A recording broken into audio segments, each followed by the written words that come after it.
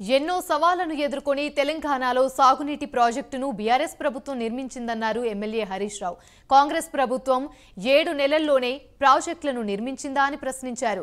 సీతారామ ప్రాజెక్టుకు మొదలుపెట్టిందే కేసీఆర్ అయితే ribbon cut చేసేది మాత్రం కాంగ్రెస్ ప్రభుత్వం అన్నారు. బీఆర్ఎస్ క్రెడిట్ను కాంగ్రెస్ కొట్టేయాలని చూస్తుందని విమర్శించారు. ఆల్రెడీ నైతికంగా మేము గెలిచినట్టే. మేము ఇచ్చిన ఉద్యోగాలు మీ ఉద్యోగాలుగా చెప్పుకుంటారు. మా హయాంలో 90% పూర్తయిన సీతారామ కట్కొత్తి మేమే చేసినామని చెప్పుకునే ప్రయత్నం చేస్తారు. మా ప్రభుత్వంలో నిర్మించిన ఫ్లైఓవర్లకు రిబ్బన్లు కత్తిరించి మేమే కట్టినట్టు ఫోజులు ఇచ్చే ప్రయత్నం చేస్తున్నారు. మా ప్రభుత్వంలో ఆర్డర్లు ఇచ్చి తయారైన బస్సులకు జెండాలు ఊపుతూ మేమే చేసినామని చెప్పే ప్రయత్నం చేస్తూ మీరు ఇంతకు మించి ఏం చేసినారు? ఒక్క మంచి అడుగు పడ్డదా?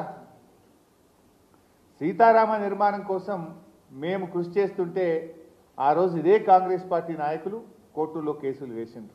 ఇది నేను చెప్తున్నదే కాదు, ఇక స్వయంగా తుమ్మల నాగేశ్వరరావు గారు ఆ రోజు ఏం చెప్పారో ఖమ్మం జిల్లా మంత్రి గారు మీరే వినండి ఒకసారి.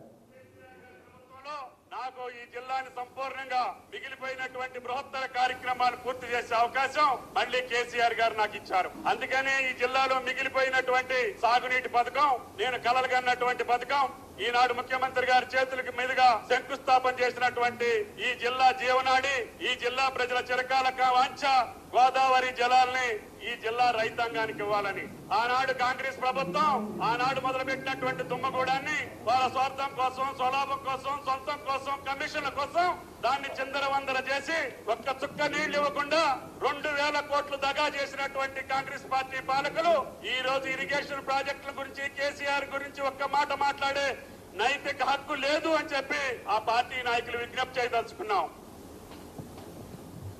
వారి పక్కనే నిలబడి కొంతమంది మాట్లాడుతున్నారు ఇప్పుడు వారికి